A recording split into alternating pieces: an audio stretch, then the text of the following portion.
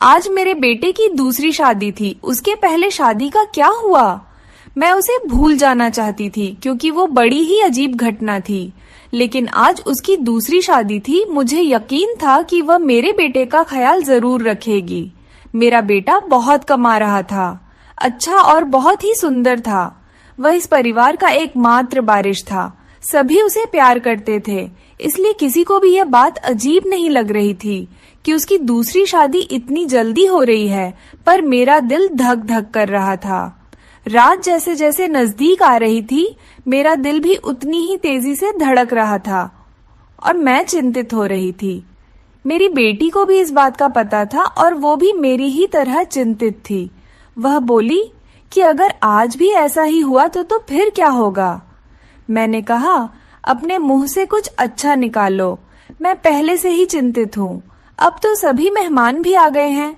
पिछली बार देश में एक महामारी के कारण इतने लोगों को आमंत्रित नहीं कर सके थे, लेकिन इस शादी में सभी रिश्तेदार बहुत उत्साह के साथ आए थे। इसलिए लोग पिछले शादी के बारे में ज्यादा नहीं जानते थे और यह भी नहीं जानते थे कि ऐसा क्या हुआ कि उन्हें फिर से शादी करनी पड़ी। मेरा बेटा भी खुश था, कोई समस्या नहीं थी, क्योंकि उसकी यह पत्नी पहली पत्नी से कहीं ज्यादा खूबसूरत थी और उम्र में भी छोटी थी, तो उसे तो खुश होना ही चाहिए था। सर्दी का मौसम था, ज्यादातर मेहमान घर में ठहरे हुए थे। समारोह बाहर हो रहा था, नाच गाना चल रहा था, लोग आपस में हंसी मजाक कर रहे थे। मैंने अपनी जेठानी से कहा, दुल्हन दूसरे शहर से आई है, बहुत थक गई होगी। मुझे लगता है उसे दूल्हे के कमरे में नहीं भेजना चाहिए। मेरी जेठानी ने कहा, तुम्हें क्या हो गया है? उनकी अभी अभी शादी हुई है और तुम हो कि उनकी रात खराब करना चाहती हो। मानती हूँ शादी ब्याह में थकावट हो ही जाती है, लेकिन नया खून है, कॉफी सॉफी पिला दो, फ्रेश हो जाएंगे और फिर सुबह रिसेप्शन भी तो है। मैं बोली, वो थक जाएगी बेचारी। मेरे जेठानी ने कहा कि आजकल कोई भी इतना नहीं थकता। लड़कियों को तो अपनी शादी का बहुत शौक होता है। उसे अपने बेटे के कमरे में भेज दो। अब रात के 12 बज गए हैं, सुबह उठकर तैयार भी तो होना है।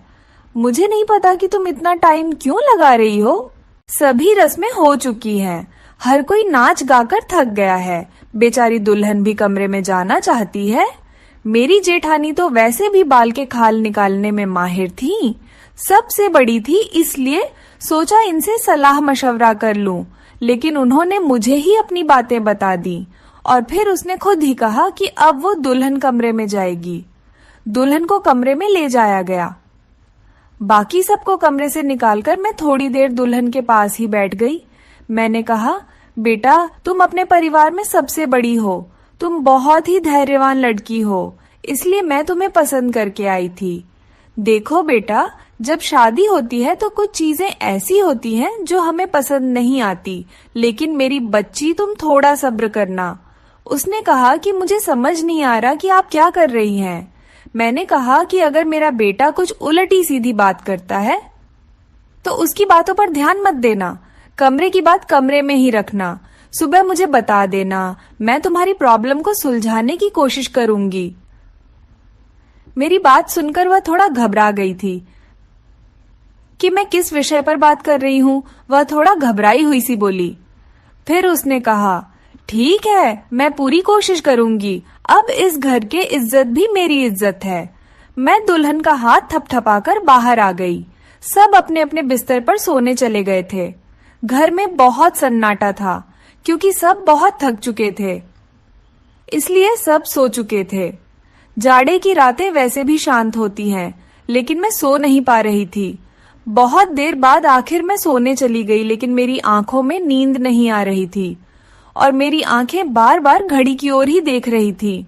काश सुबह जल्दी हो जाती तो मेरी सारी चिंताएं खत्म हो जाती। लेकिन जैसे ही 2:30 बजे मैंने एक जोरदार चीख सुनी और उसके बाद ही मुझे पता चल गया कि अब क्या होने वाला है। उसके बाद बार बार चीखें शुरू हो गई। यह एक लड़की के चीखने की आवाज थी और वह लड़की कौन हो सकती है, मैं अच्छी तरह जानती थी। सभी मेहमान भी धीरे धीरे उठने लगे थे। अचानक मेरे बेटे के कमरे का दरवाजा खुला और मेरी बहू पागलों की तरह चीखते हुई बाहर भागी। उसे पता ही नहीं चला कि उसके पास तो दुपट्टा भी नहीं है। अस्त व्यस्त कपड़ों में बाहर भागती हुई आई थी। वह घर से बाहर भाग जाना चाहती थी। जब कुछ औरतों ने उसे पकड़ लिया और कहा, बेटा क्या हो गया? अंदर क्या अनन, अपने आप को संभालो। सब उसको संभालने लगी, लेकिन वो बेहोश हो गई थी। जब कोई बेहोश होता है तो उस पर पानी के छींटे वगैरह मारे जाते हैं, लेकिन मेरी बहू तो पानी के छींटे मारने पर भी होश में नहीं आ रही थी। उसका पूरा शरीर ठंडा पड़ गया था। उसे फौरन अस्पताल ले जाया गया। मैं उसे अस्पताल ले जाना नहीं चाहती थी, क्योंकि फिर से वही तमाशा बन जाता, लेकिन और कोई चारा भी नहीं था। बेचारी बच्ची किसी भी तरह होश में नहीं आ रही थी। उसके माँ बाप को भी बुला लिया। उन्होंने भी एक दूसरे के कानों में बातें करनी शुरू कर दी। पता नहीं हमारी बेटी को क्या हो गया है, पता नहीं उसके साथ क्या सलूक किया है। वह सब लोग मुझे अजीब सी नजरों से देख रहे थे। सवाल ही सवाल थे हर तरफ, और मैं बेचारी परेशान सी हॉस्पिटल में घूम रही थी। मैंने घर आकर अपने बेटे से पूछना चाहा कि अब उसने क्या किया है, तो वह कमरे में ही नहीं था। उसका फोन भी बंद था। कमरे की हालत तो बिल्कुल नॉर्मल थी। कोई भी ऐसी हरकत नहीं लग रही थी कि जैसे कोई चीजें टूटी होती या उसने अपने वीवी पर हाथ उठाया होता। लोगों के सवालों से बचने के लिए शायद मेरा बेटा अरविंद कहीं चला गया था। फिलहाल तो मुझे बहू की फिक्र थी। मैं अस्पताल वापस आ गई।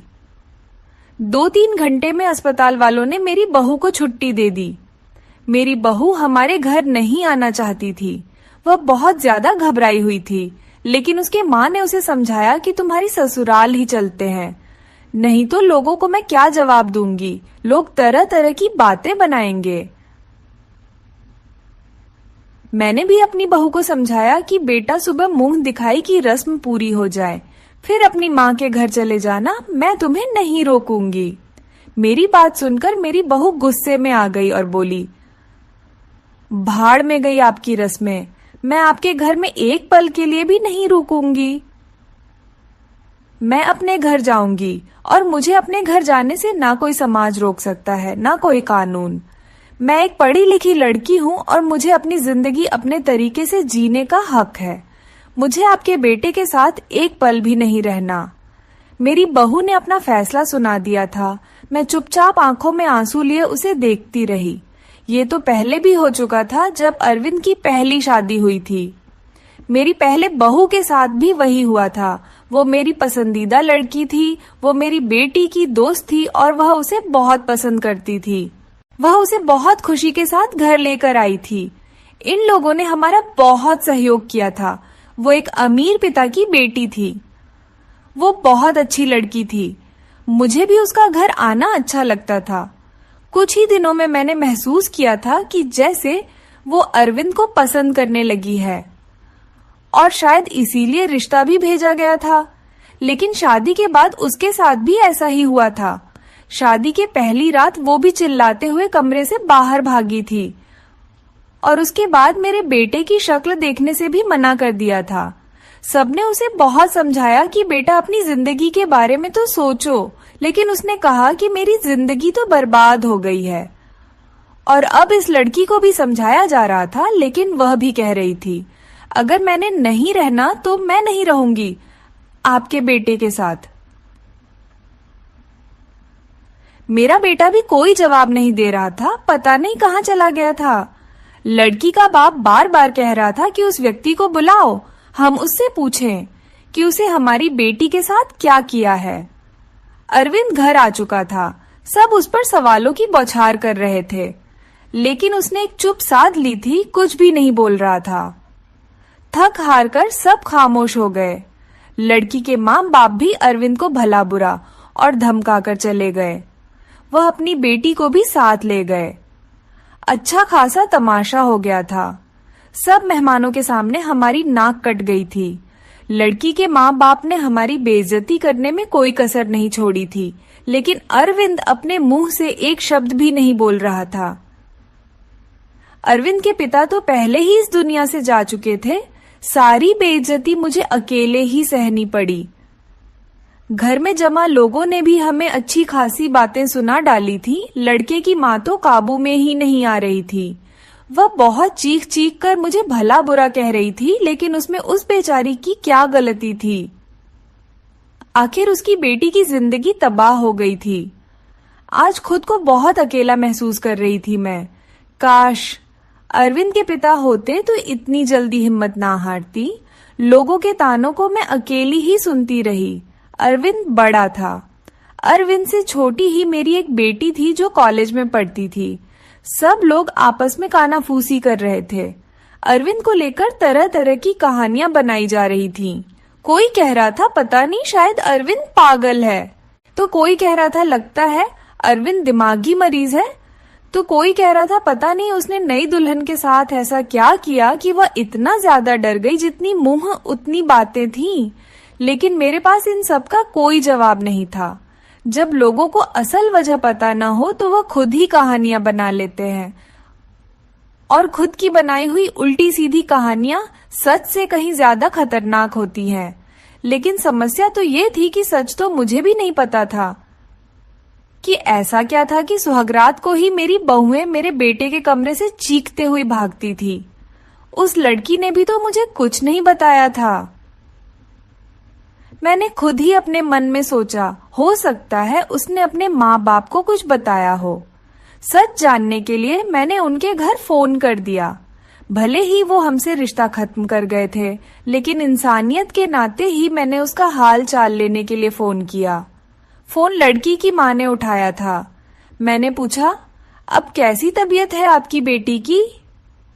मेरी आवाज सुनते ही वो भड़क गई थी और बोली थी, मेरी बेटी अब तक ठीक नहीं हुई है। खबरदार जो आगे से आपने फोन किया। ये सब सुनकर मैं बहुत ज्यादा परेशान हो गई थी। मेरी पहली बहू के साथ भी ऐसा ही हुआ था। मेरी बेटी ने बताया था कि वो कम से कम 6-7 महीने तक बीमार रही थी। आखिर क्या प्रॉब्लम थी मेरे बेटे को? मुझे कुछ भी समझ नहीं आ रहा था। क्या कमी थी कि उसकी पत्नियां उससे डरकर भाग जाती थीं? अरविंद की बात करूं तो अरविंद बहुत ही सीधा साधा सा बच्चा था। बचपन से ही कम बोलने वाला था, लेकिन उसके अंदर कोई भी हरकत ऐसी नहीं थी जो अब नॉर्मल होती।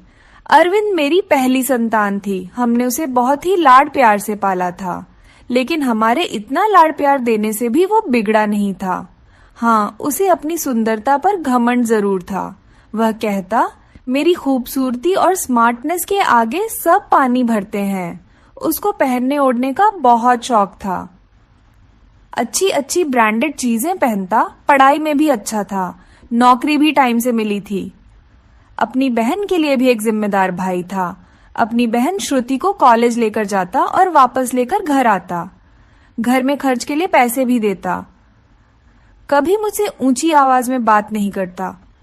उसके दोस्त भी कोई ऐसे नहीं थे जो मैं कहती कि गलत संगत में पड़ गया है। कोई नशा वगैरह भी नहीं करता था। बस उसके कुछ गिने चुने ही दोस्त थे। एक सबसे अच्छा दोस्त था जो बाहर विदेश में रहता था। कभी कभी उसे फोन पर बात भी होती थी। मुझसे भी अपने दोस्त की बात करवाता था। कभी कभी वो अपने मुंह से कहता, मम्मी क्यों ना हम श्रुति की शादी इसी से कर दे, बहुत ही अच्छा लड़का है। कुल मिलाकर सब कुछ नॉर्मल ही था, लेकिन ये जो 2 बार हुआ ये बिल्कुल भी नॉर्मल नहीं था। पता नहीं मेरे बेटे में क्या कमी थी। ऐसा क्या करता था अपनी पत्नियों के साथ कि वो भाग जाती थी।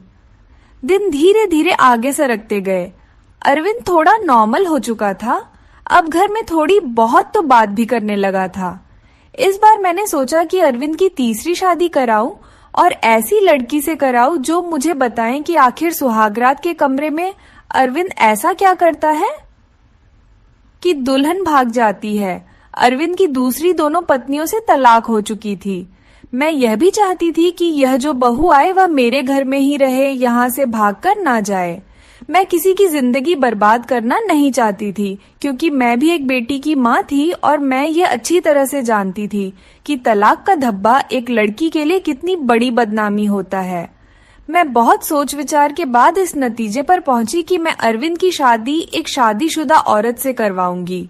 जिसके पहले से शादी हो चुकी हो और वह तलाकशुदा हो या फिर विधवा हो, और जल्दी ही मुझे ऐसी लड़की मिल भी गई। लड़के वालों को भी शादी की जल्दी थी, इसीलिए उन्होंने भी ज्यादा छान भी नहीं की। लड़की कम उम्र थी लेकिन बहुत ज्यादा सुंदर नहीं थी, बस वह ठीक ठाक थी। दुबली पतली और सामान्य से नाक नक्शे की लड़की थी।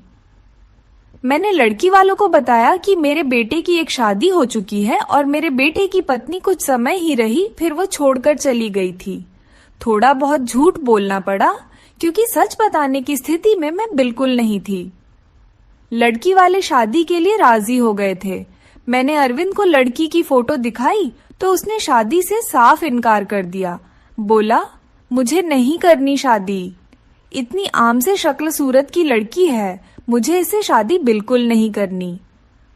अरविंद की बात सुनकर मैंने उसे डांटते हुए कहा था, चुप हो जा, जिस तरह की तेरी हरकतें हैं उन हरकतों के चलते तो तेरी कभी भी शादी नहीं होनी चाहिए।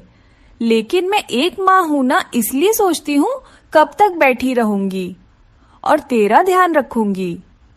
मेरे जाने के बाद कोई तो ऐसा हो जिसके साथ हो तू अपनी जिंदगी गुजार सके।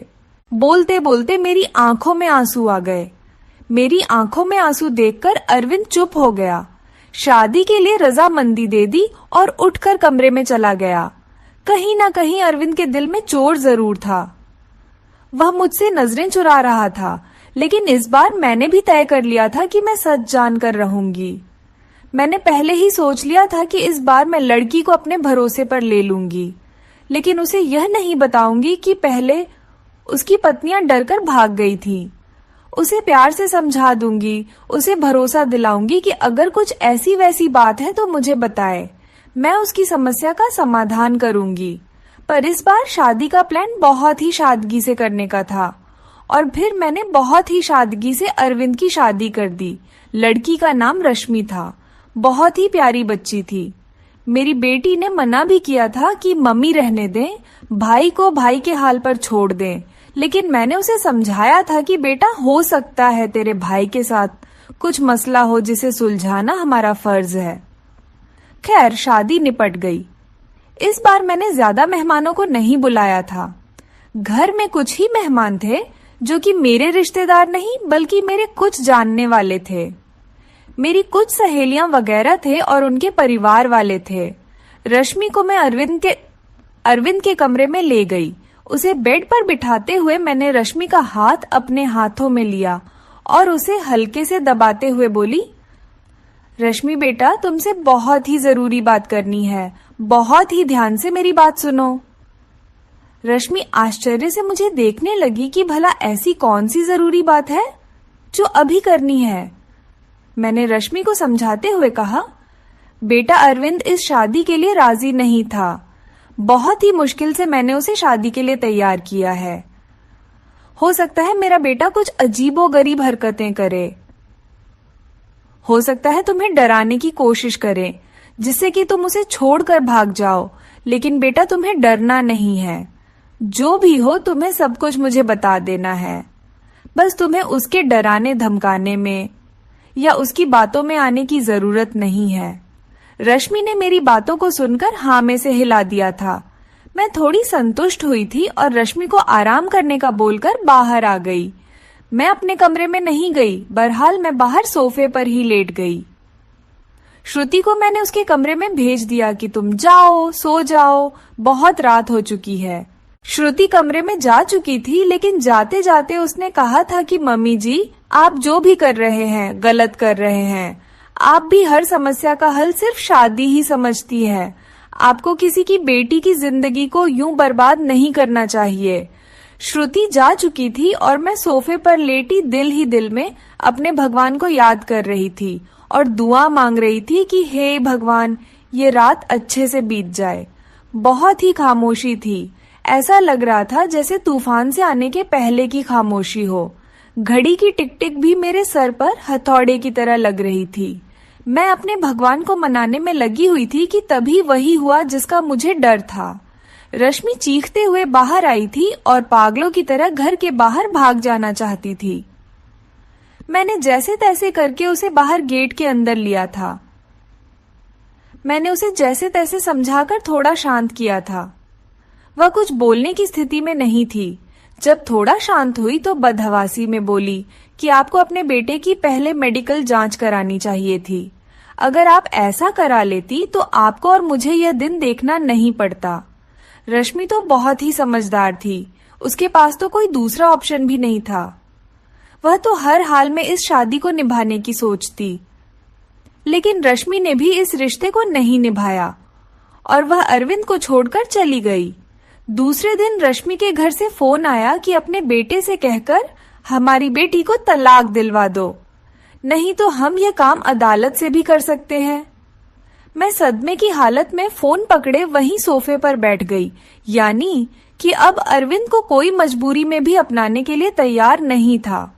पहले मैं जो बहुएं लाई थी वह अमीर घराने की और सुंदर पढ़ी लिखी थी, लेकिन रश्मि तो विधवा थी, गरीब घराने की थी और बहुत ज्यादा सुंदर भी नहीं थी। रश्मि को मैंने पहले ही सब कुछ समझा भी दिया था और तब भी वह इतना ज्यादा बदहवास हो गई थी। आखिर ऐसी क्या कमी थी मेरे बेटे में? हम जो जेवरात दुल्हन को देते थे, दुल्हन के घर वाले शादी के दूसरे ही दिन वापस कर देते थे। मैं तो दहेज भी नहीं लेती थी। फिर आखिर ऐसा क्या था कि ऐसे खूबसूरत पढ़े लिखे और अमीर लड़के को छोड़कर भी लड़कियां भाग जाती थी? मेरा दिमाग सोच सोच कर फटा जा रहा था। कैसे पता लगाऊं कि आखिर बात क्या है? अरविंद भी अपने मुंह से कुछ कहने को तैयार नहीं था। जब भी इस बारे में कुछ बात करने की कोशिश करती तो उठकर बाहर चला जाता, मुझे बात करने का मौका ही नहीं देता। लेकिन अब मैं हर वक्त अब अरविंद पर नजर रखने लगी थी, उसकी एक एक हरकत पर ध्यान देती। शायद कुछ तो ऐसा सबूत मिले जिससे मैं सुराग लगा सकूं, सच जान सकूं कि आखिर सच्चाई क्या है। लेकिन उसके हाव भाव से कभी ऐसा लगा ही नहीं कि उसमें कुछ एबनॉर्मल भी है। एकदम नॉर्मल लड़कों की तरह था, जैसे और लड़के होते हैं। मुझे कोई भी रास्ता दिखाई नहीं दे रहा था। एक दिन तंग आकर मैंने अरविंद के दोस्त को फोन लगाया। उसी विदेश में रहने वाले दोस्त को मैंने पूछा, नितिन तुम तो अरविंद के इकलौते दोस्त हो जिससे अरविंद अपने दिल की सारी बातें करता है। मुझे अरविंद के बारे में सब कुछ बताओ, उसने अपने जीवन के बारे में तुम्हें जरूर कुछ ना कुछ बताया होगा। लेकिन यह सुनकर तो मैं हैरान हो गई कि उसने अपने दोस्त को अपने बारे में कुछ भी नहीं बताया था। और बस यही बात मुझे बहुत अजीब लगी कि उसने अपने दोस्त को यह भी नहीं बताया कि मेरी 3 शादियां हो चुकी हैं और मेरी तीनों पत्नियां मुझे छोड़कर भाग गई हैं। लेकिन उसने यह बात अपने दोस्त को नहीं बताई, जो कि उसका सबसे अच्छा दोस्त था। यह मुझे काफी अजीब लग रहा था, लेकिन शायद उसने नहीं बताया हो क्योंकि वह शर्मिंदा होना नहीं चाहता होगा। शादी की रात ही पत्नी का भाग जाना, वह भी 3-3 पत्नियों का। धीरे धीरे 6 महीने और गुजर गए। घर में सब कुछ और नॉर्मल चल रहा था, लेकिन अरविंद को लेकर मैं बहुत ज्यादा परेशान थी। ऐसा क्या था जो दुल्हन शादी की रात को ही भाग जाती थी? मैंने एक बार फिर से अरविंद की शादी के लिए सोचा और इस बार मैंने ठान लिया कि सच्चाई जानकर ही रहूंगी।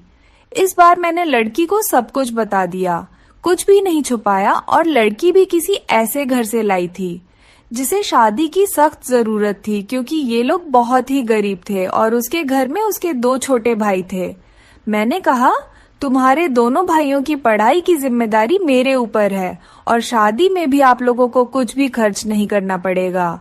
लड़की को तो मैंने राजी कर लिया था, लड़की के माँ बाप भी राजी हो गए, लेकिन मैंने ये बात लड़की के माता पिता को नहीं बताई थी। बस वह लड़की को बता दी थी। लड़की थोड़ी घबराई हुई थी क्योंकि मैंने शादी से पहले ही सारी बातें लड़की को समझा दी थी। पहले तो वो बहुत ज्यादा डर गई, फिर खुद को संभालते हुए बोली कि कुछ भी हो, मैं इस शादी के लिए तैयार हूँ। अगर मेरे थोड़े से त्याग से मेरे भाइयों की जिंदगी बनती है तो उसमें बुराई क्या है? जो कुछ भी होगा उसे सहन करूंगी, और वैसे भी सारे समझौते औरतों को ही करने पड़ते हैं। लड़की जिसका नाम सुमन था, भले ही गरीब घर की थी लेकिन बहुत ही संस्कारी और समझदार लगी मुझे। दिन ही दिल में खुश हुई कि अगर सुमन मेरी बहू बनती है और मेरे घर में टिके रहती है तो यह मेरे लिए बहुत ही सौभाग्य की बात होगी। संस्कारी होने के साथ साथ सुमन बहुत ही खूबसूरत भी थी। इस बार शादी मंदिर में हुई थी। सब कुछ ठीक था और हैरानी की बात तो यह थी कि रात भी गुजर चुकी थी और सुबह हो चुकी थी। सुबह होते ही मैंने कमरे का दरवाजा खटखटाया, लेकिन किसी ने दरवाजा नहीं खोला। मैं बहुत परेशान थी, कोई दरवाजा नहीं खोल रहा था। थोड़ी देर बाद कमरे की दूसरी चाबी लेकर आई और मैंने खुद ही दरवाजा खोला। कमरे के अंदर का दृश्य देखकर मेरी चीख निकल गई, क्योंकि मेरी बहू बेहोश पड़ी थी। अरविंद कमरे में कहीं भी नजर नहीं आ रहा था, शायद बाथरूम में था। मैंने जल्दी से डॉक्टर को बुलाया। डॉक्टर ने कहा कि वह सिर्फ डर की वजह से बेहोश हुई है। उसके शरीर पर किसी भी तरह के कोई चोट के निशान नहीं है। अरविंद के चेहरे से भी चिंता झलक रही थी। ऐसा लगता था कि जैसे वह भी परेशान है। इन सब हालातों से अच्छे से चेकअप करने के बाद और कुछ दवाइयां देकर डॉक्टर साहब चले गए थे। डॉक्टर ने कहा था कि सुमन को जल्दी ही होश आ जाएगा। अरविंद भी तैयार होकर अपने ऑफिस के लिए निकल गया था। मैं सुमन के पास ही बैठी रही। थोड़ी देर में सुमन ने आंखें खोल दी थीं। होश में आते ही वो बाहर की तरफ भागी थी, ये कहते हुए कि मुझे यहाँ नहीं रहना, मुझे अपने घर जाना है, अपने मम्मी पापा के पास। मैंने सुमन का हाथ पकड़ लिया। सुमन, तुम ऐसा नहीं कर सकती। मैंने तो तुम्हें सारी सच्चाई बता दी थी और तुम तो मान भी गई थी। फिर तुम अब ऐसा क्यों कह रही हो?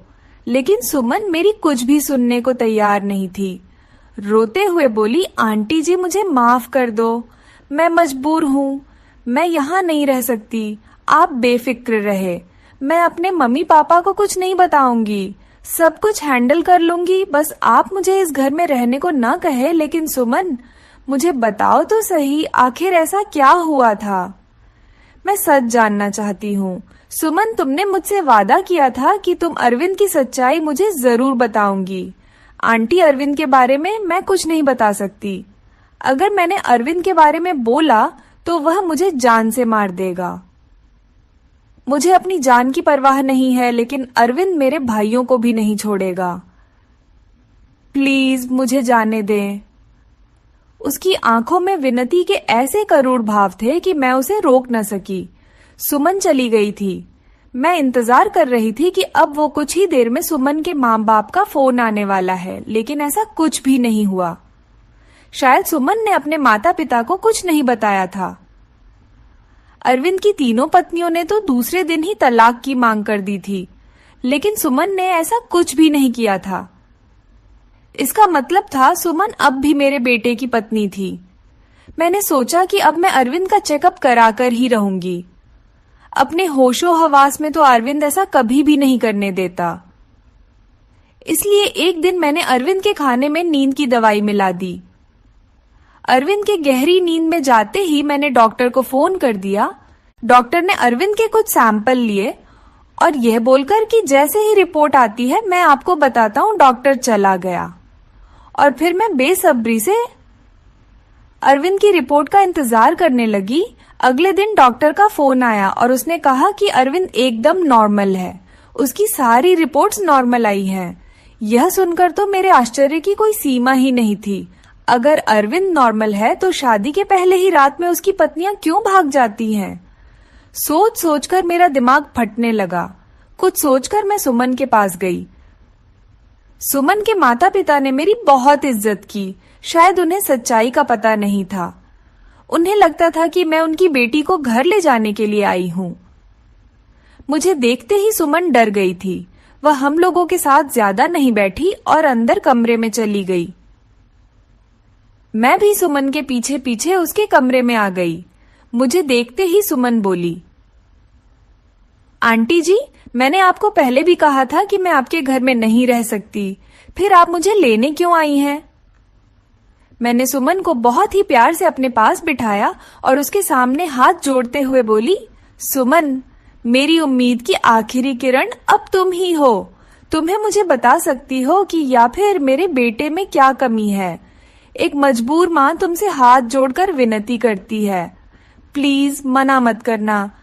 मेरी आंखों में आंसू और मेरे जुड़े हुए हाथ देखकर सुमन ने मेरे हाथों को थाम लिया और बोली, आंटी जी मैं मजबूर हूँ, प्लीज आप मेरे सामने हाथ मत जोड़े। जब सुमन किसी तरह सच्चाई बताने के लिए राजी नहीं हुई तो फिर मैंने सुमन से कहा, ठीक है, तुम अपने मुंह से कुछ मत बताओ, मैं खुद अपनी आंखों से देख लूंगी, लेकिन तुम मेरी मदद तो कर ही सकती हो ना। तुम आज रात के लिए मेरे बेटे के कमरे में फिर से रुक जाओ, मैं सारी सच्चाई अपनी आंखों से देख लूंगी। पहले तो सुमन डरती रही, लेकिन मेरे बहुत समझाने पर कि मैं तुम्हारे साथ रहूंगी, तुम्हें कुछ नहीं होगा, वो मान गई थी। मैं सुमन को अपने घर ले आई। सुमन के माता पिता ने बहुत ही खुशी से अपनी बेटी को विदा किया था। एक बार फिर से सुमन को दुल्हन बनाकर मैंने अरविंद के कमरे में बैठा दिया। अरविंद को मैंने पहले ही फोन कर दिया था कि सुमन घर आ गई है, तुम भी ऑफिस से जल्दी आ जाना। आज मैं घर पर नहीं मिलूंगी, तुम्हारी मौसी की तबीयत खराब है, वहां जा रही हूँ और रात भर वहीं रहूंगी। मेरी बात सुनकर अरविंद ने सिर्फ हू में जवाब दिया था और फोन काट दिया था। मैं अरविंद के कमरे में ही छुपकर बैठ गई। आज सब कुछ मैं अपनी आंखों से देख लेना चाहती थी। कुछ ही देर में दरवाजा खुला था और अंदर कमरे में अरविंद दाखिल हुआ। उसने एक नजर सजी सवरी बैठी सुमन पर डाली थी और बिना कुछ कहे बाथरूम में घुस गया था। सुमन डरी सहमी सी बैठी थी कि जैसे अब भी उठकर भाग जाएगी। मैं भी सांस रोके आने वाली सिचुएशन के लिए खुद को तैयार कर रही थी कि तभी अचानक बाथरूम से किसी औरत के चीखने की आवाजें आने लगी। आवाजें सुनते ही सुमन बेड से नीचे उतरकर खड़ी हो गई थी। डर से वो थर-थर कांप रही थी। मैं भी हक्का बक्का सी खड़ी थी। अंदर तो अरविंद गया था, फिर ये औरत की आवाज क्यों? तभी अरविंद बाहर निकला और अरविंद को देखते ही मैं बेहोश होते होते बची। उसने अपना हुलिया एकदम से बदल लिया था। उसने औरतों जैसे कपड़े पहन रखे थे, बहुत ही बेहुदा सा, या यूं कहिए कि बहुत ही डरावना सा मेकअप कर रखा था। आंखों में जैसे खून उतरा हुआ था। आवाज भी लड़की की तरह ही निकाल रहा था। तुमसे मना किया था, मेरी जिंदगी में दोबारा मत आना। तुमने मेरी बात नहीं मानी, अब तुम अपनी मौत की खुद जिम्मेदार होगी। बहुत ही भयानक हंसी हंसता हुआ अरविंद सुमन की तरफ बढ़ा था। सुमन चीख मारती हुई मेरे पास आ गई थी। मैं भी बाहर आ गई थी और अरविंद को रोकने की कोशिश कर रही थी। अरविंद, क्या हो गया है तुम्हें? तुम होश में तो हो? अरविंद ने मुझे जोर से धक्का दिया था। कौन अरविंद? प्रमिला नाम है मेरा। मौका देखकर सुमन कमरे से भागी थी। इससे पहले अरविंद फिर से मेरे पास आता। मैं भी कमरे से बाहर निकली और कमरे को बाहर से बंद कर दिया। अरविंद के भयानक हंसी मुझे बाहर तक सुनाई दे रही थी। मैं डरी सहमी सुमन को अपने सीने से लगा रही थी। हालांकि मैं खुद भी बहुत ज्यादा सख्ते में थी और डरी हुई थी। आंटी जी, मुझे नहीं मारना है, अरविंद मुझे जिंदा नहीं छोड़ेगा। उसने मुझसे कहा था अगर मैंने किसी को कुछ बताया तो वो मुझे मार डालेगा, साथ में मेरे भाइयों को भी। मुझे और मेरे भाइयों को बचा लो आंटी जी। कुछ नहीं होगा सुमन, शांत हो जाओ, मैं सब कुछ संभाल लूंगी। मेरा दिमाग थोड़ा थोड़ा काम करना शुरू किया तो सबसे पहला ख्याल मेरे दिल में यही आया कि शायद अरविंद पर किसी भूत का साया है। सुमन को मैंने अपने रूम में ही सुला लिया था। सुबह उठते ही सबसे पहले मैंने अपने फैमिली डॉक्टर को फोन किया था। 8 बजे डॉक्टर हमारे घर पर थे। मैंने उन्हें सारे हालात से अवगत कराया। साथ ही मैंने डॉक्टर से यह भी कहा कि मुझे लगता है अरविंद पर किसी भूत का साया है।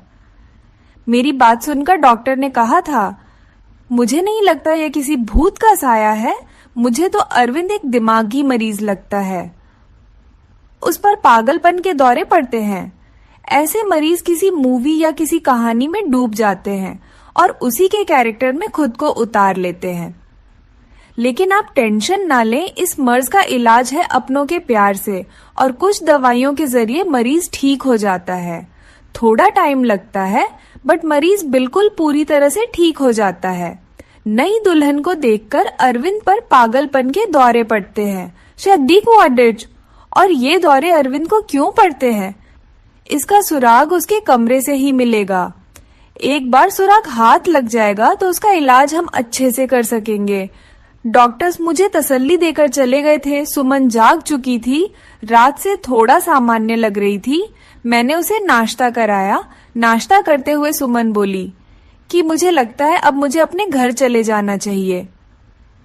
सुमन के सर पर प्यार से हाथ फेरते हुए मैं बोली, सुमन बेटा, सबसे पहले तो तुम मुझे आंटी कहना बंद करो, तुम मुझे मम्मी जी कहो। और दूसरी बात, अब यही तुम्हारा घर है। इतना सब कुछ अपनी आंखों से देखने के बाद भी आप ये कैसे कह सकती है? सुमन ने हैरानी से पूछा। मैंने सुमन से कहा, अभी डॉक्टर से मेरी बात हुई है, अरविंद बिल्कुल ठीक हो जाएगा, बस उसे थोड़े से प्यार और थोड़ी सी देखभाल की जरूरत है जो हम दोनों मिलकर उसे देंगे। मेरा यकीन करो, अरविंद बहुत ही अच्छा लड़का है, तुम्हें बहुत ही प्यार से रखेगा। मेरे बहुत देर तक समझाने पर और अपने माँ बाप के हालात को देखते हुए सुमन राजी हो गई थी। मैंने बहुत ही प्यार से सुमन से कहा था, सुमन बेटा, अब तो एक बार मुझे मम्मी जी कहो। और सुमन ने मुस्कुराते हुए मुझे मम्मी जी कहा था, जिसे सुनकर मेरे दिल में ठंडक उतर गई थी। मुझे उम्मीद की किरण नजर आई थी कि मेरा बेटा ठीक हो जाएगा, उसका भी घर बस जाएगा। 10 बजे के करीब अरविंद के दरवाजे पर खटखट की आवाज आई थी। मैंने कांपते हाथों से दरवाजा खोला था। सुमन को मैंने अपने कमरे में भेज दिया था। अरविंद एकदम तरोताजा तैयार खड़ा था। मुझे देखते ही नाराजगी से बोला, क्या मम्मी जी, मेरा दरवाजा बाहर से बंद किसने कर दिया? मुझे ऑफिस के लिए लेट हो रहा है। मैंने एकदम नॉर्मली ही बात की थी। बोली, पता नहीं बेटा कैसे बंद हो गया, चलो तुम नाश्ता कर लो। मैंने उस पर कुछ भी जाहिर नहीं होने दिया। अरविंद ने नाश्ता किया और ऑफिस के लिए निकल गया। अरविंद के ऑफिस निकलते ही सबसे पहले मैं अरविंद के कमरे में गई और उसकी तलाशी ली। मुझे ज्यादा मेहनत नहीं करनी पड़ी। सामने ही बेड पर मुझे कुछ किताबें दिखी। सुमन भी अब मेरे पास आ चुकी थी। सारी किताबें सेम थी। सब किताबों में एक ही उपन्यास था, जिसमें कोई परमिला नाम की लड़की थी। शादी की रात ही उसके पति ने उसे कमरे से धक्के देकर बाहर निकाल दिया था और अगले ही दिन दूसरी दुल्हन ले आया था। प्रमिला धीरे धीरे दिमागी मरीजा बन गई थी। दुल्हन को देखते ही उस पर दौरे पड़ने लगते थे। अब तो किसी शादी में दुल्हन को देखती तो उसे मारने के लिए भागती थी। प्रमिला के ससुराल वालों ने उसे पागल घोषित कर दिया था और उसे उसके मायके भेज दिया था। दुल्हनों को देखकर प्रमिला का पागलपन कम नहीं हुआ था और प्रमिला के कैरेक्टर में ही अरविंद ने खुद को उतार लिया था। मैंने डॉक्टर को फोन करके सारी बातें बताई। डॉक्टर ने कहा कि आप लोग बिल्कुल भी ना घबराएं, मैं कुछ दवाइयां दूंगा और जो उपन्यास अरविंद पढ़ता है वह सारी किताबें आप रूम से बाहर निकाल दें।